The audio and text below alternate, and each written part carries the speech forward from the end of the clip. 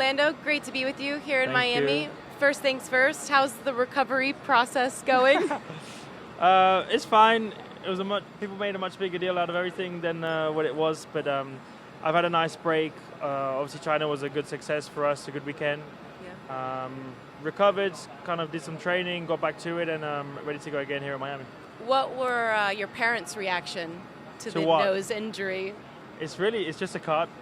The photos looked a lot worse than what it actually was. Yeah. Generally, it's just a little cut, but I'm fine. Parents, will they be here in Miami? I never know. Sometimes my dad likes to just surprise me and just come out, but I don't think they will be, no. Okay. How does this Miami Grand Prix compare to others on the calendar? It's one of the warmer ones, which is a nice change. I guess it's always a good vibe. Like, Miami is a great place, so I've been here since Sunday already. I've spent some time with a few friends and a lot of things to do, a lot of places to go. So the kind of life away from the track is good fun. It's just a good atmosphere, a lot of people here. It's busy. A lot of celebs and different sports are based around here. We're in the stadium, so it's a cool place as a sportsman and a guy who loves sports to kind of go to different things and have a little look around. So it's one of the ones I enjoy.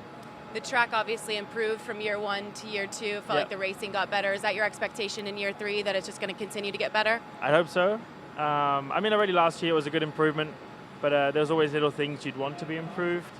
But you never want it to be perfect. Sure. Drivers always complain and they always want things to be made perfectly, but at the same time, it's never realistic, and you never actually want that. I think it's never as good for the people watching when it's perfect. So, excited. There's always challenges. The heat is one of the challenges, the bumps, the difficulty of the circuit. But it's a fun one. As long as the racing's good and we can have some fun on track, that's the main thing. I know early in your career with McLaren, there was some adversity that you and the team had to overcome. How rewarding has the growth and development over this past year been for you? For me, it's been great. Of course, you always want to have success, and success is podiums, it's race wins. I don't won a race just yet, but for motivation, for myself and for the whole team, it makes a huge difference. For the whole team, when they work so hard, all the mechanics, all the engineers, when you just don't have anything that rewards you, it is difficult to keep going. It's your job, so you have to, but there's less things which incentivize you to kind of keep pushing and trying to find these extra little things, So as soon as we got things to click a bit, we started getting some podiums. It kind of motivates everyone a bit more. You have 1 or 2, then everyone's like, okay, they get greedy for it. And then it kind of is a bit of an upward spiral, which is exactly what you want. And we've had that. The team have worked very hard. We've continued to improve. We're getting closer and closer to the top, but we're not there yet. So we're working hard to continue. You're obviously talented enough to get Thanks. race wins. How important, I guess, is patience for you at this point, given where the sport is with where Max is? I have to be patient. It's not something I'm good at. Okay. It's something I've had to learn. I think you have to learn when you come to Formula One, because every other category, you're kind of in the same cars as everyone, and it's more down to what you can do as a driver. So you have always the opportunities to win. In Formula One, you can be the best driver in the world, and you don't have an opportunity to win. So you already have to adjust coming into F1 in the first place. And thankfully, I had a good amount of success, when I was younger. So it's something I've been able to have, so I've missed it a lot when I came into F1 and didn't kind of get podiums or race win. So I've missed it, but I've had that success of some podiums, some P3s, some P2s, but not the very top. And it's difficult, with 2 or 3 other people winning in the last 3 years. It's the rare opportunities, and whenever there's been those opportunities, we've been very close, but just not in that one position.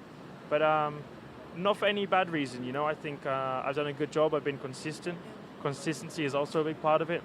As much as I would like to win, sometimes a win doesn't help you, sometimes being always there throughout the whole season is better in terms of the points and the standings than winning one race and then having the rest of them not being so good, So not saying I don't want to win. I do everything in the world I can to try win, but I'm patient. I'm doing the best I can, and I know it's going to come.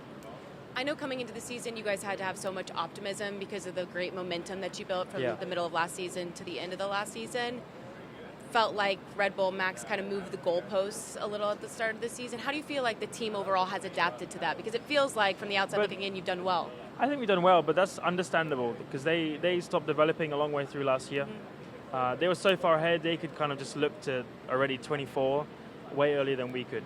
So them moving the goal into this year makes sense. We knew it was going to happen, so it didn't take us by surprise in any way.